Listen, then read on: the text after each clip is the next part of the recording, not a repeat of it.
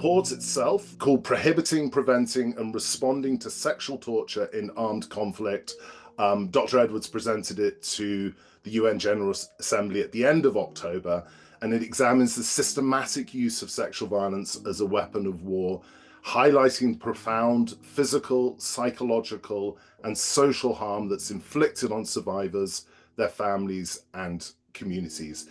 And at the heart of the report, and we're going to really dig into this, is a call to action for all states to adopt the torture framework to address crimes of sexual violence. We've had some reports in the past, but nothing so explicit as this report on this very important topic of torture of sexual nature. And then being in the post of Special Rapporteur on Torture, I've received just over the past year allegations about sexual violence from 27 active or recent conflicts. So, we've got a long way to go in terms of resolving this. And it seems to me that the torture framework, which we've all been using, but can be kind of more effectively used, I think, in this domain.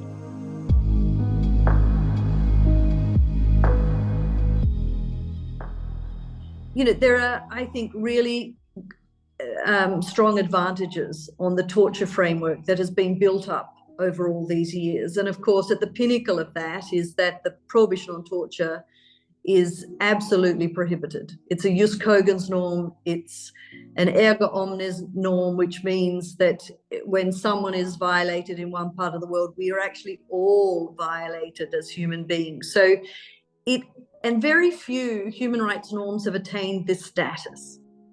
There are only really a handful. So I really wanted to look and explore how we can take advantage of that. The prohibition on torture means there are no immunities, no amnesties, no statutes of limitations, and also no limits on when someone can seek rehabilitation and support. And this is very different than when you think about prosecutions for sexual violence, where often at the domestic level, there will be limits, especially time limits on how quickly a survivor has to come forward and make the complaint. There may also be lesser penalties. So just from that very, point one and the sixth prong is about the legal framework being a stronger, more robust legal framework. It's one of the few treaties, if the only one of the human rights treaties, that has an explicit right of survivors to rehabilitation and an enforceable right to compensation. Our compensation isn't always what they're after, but they do have this right. So I think that makes the Convention Against Torture in particular, where that Article 14 is located, very powerful.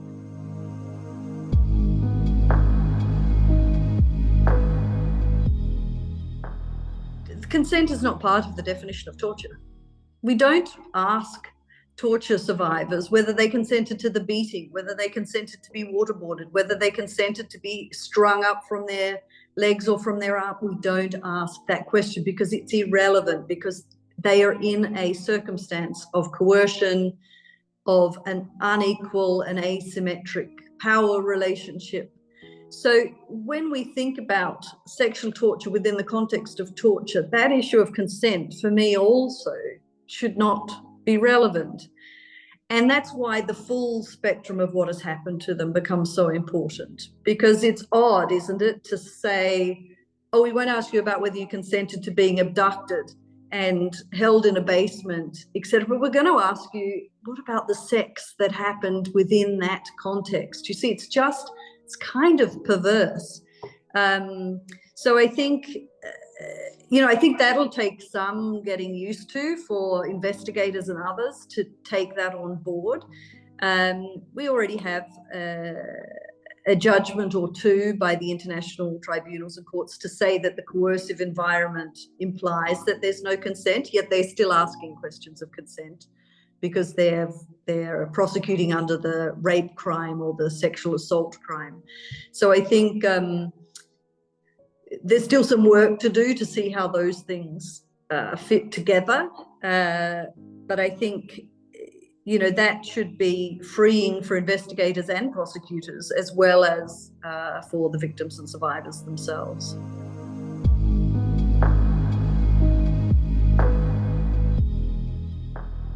You know, what we know and what we hear from victims and survivors is how hard it is to speak out about what has happened to them. Sometimes that is because of the context that they're in, the ongoing armed conflict. It can be because of disbelief. It can be because of shame and stigma, and those very strong social constraints on being able to speak out and speak up, or even just to seek assistance and seek support for what has happened to them. And what I think happens when you start framing sexual crimes as crimes of torture is it removes that stigma. So in a way, it allows victims and survivors to speak about the narrative themselves within this safe frame of torture, because I don't know of circumstances where people are ashamed to be a victim of torture. Quite often they are recognized as the heroes of the piece. So, you know, it has a liberating effect, I guess, and that's what I'm hearing from victims and survivors. I had this wonderful visit to northern Iraq, and with the Jian Foundation for Human Rights and the Coalition for Justice there. And one of the examples that came out of leadership in the Yazidi community was the leader speaking up and welcoming back the women into the community regardless of what had happened. Now, we need this in all communities, and we need, you know, leaders of all types, political, military, social, community leaders, to welcome people back. And I think being able to say we welcome back all our victims of torture, you know, is a really strong thing. And you don't have to pinpoint who suffered which particular crimes. Collectively, they get to rebuild their lives without that risk of shame. I mean, I think we have to be realistic that shame and stigma are widespread in many communities. And sometimes, even if they aren't, the individual themselves may feel it or may be afraid of it. But giving language that a president can use, for example, who may not even want to like focus on sexual aspects, right? But being able to, and for those survivors to know that they come within that framework, I think would be very, very powerful. And I also think, you know, the shame, and we can never say it enough, the shame is on the perpetrators. You know, that's what we want to hear leaders say. The shame really needs to shift to the perpetrators where it really lies. And the same with morality. The morality is not the morality of the victims and survivors. This is the morality of people perpetrating torture of any kind, but sexual torture in particular. If we could say it louder and embrace everyone who has suffered these terrible atrocities during conflict, I think it will be, you know, empowering.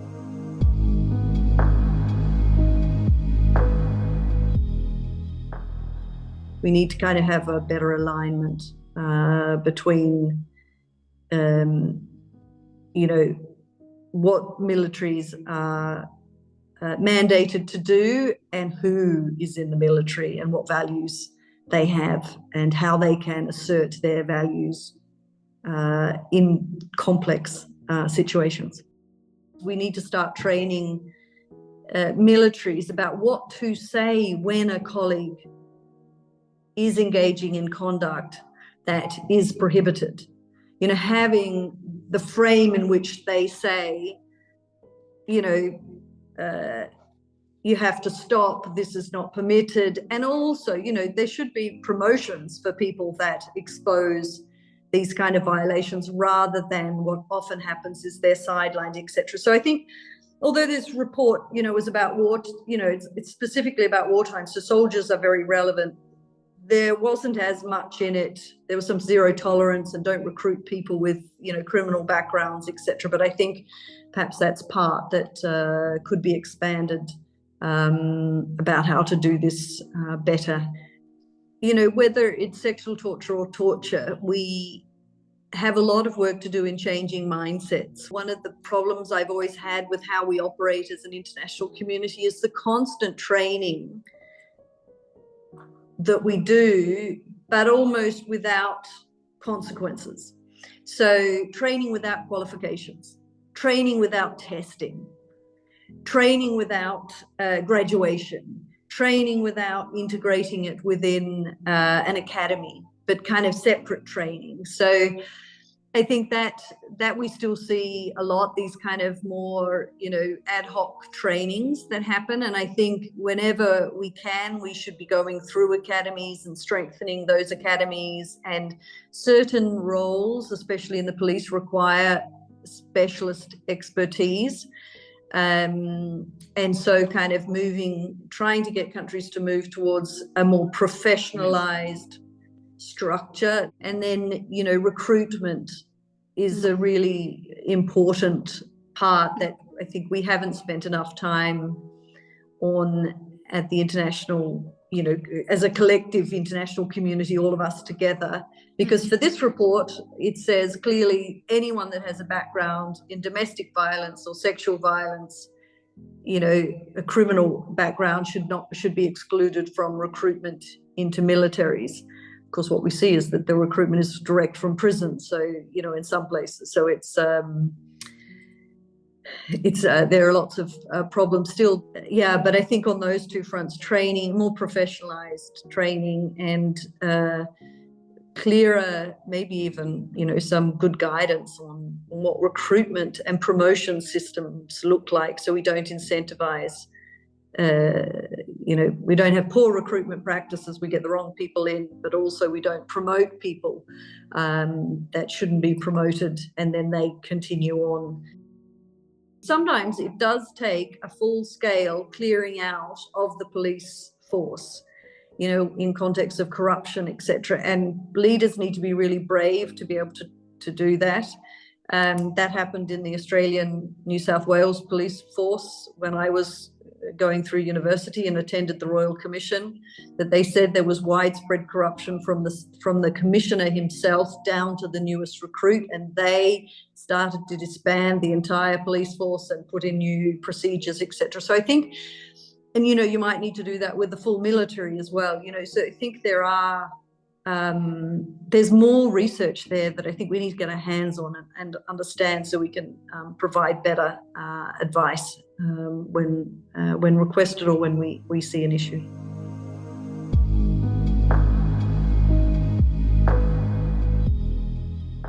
I would look at my call for action, see where your organization could engage with different elements of it potentially.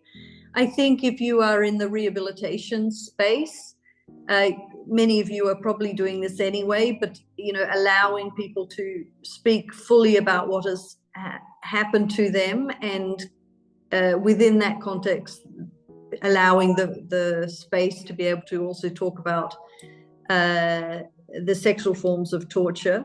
If you're in the more human rights advocacy, investigation, prosecution side, it's the same idea, right? Proper interviewing techniques, including applying the Mendes principles on investigative interviewing, to allow victims and survivors to be in charge of their own narrative. And when this happens, there's growing evidence to show they're more likely to talk about sexual forms of torture. But if one is too focused on a certain form of torture, that one is perhaps a human rights advocacy organization wanting a report on, a certain form, then the way one interviews, the way one kind of looks at torture more broadly is really important, because you may not, because it often means people won't speak up. And I think that's part of the reason why we have so few, only part of the problem, but so few women that speak up, or they speak up late, is because there does seem to be this fixation on it, or at least they may be scared that there's a fixation, or that they know that the people are there for a certain report on a certain topic. So kind of one has to give more time, I think, for people and for interviews, and be led by victims and survivors.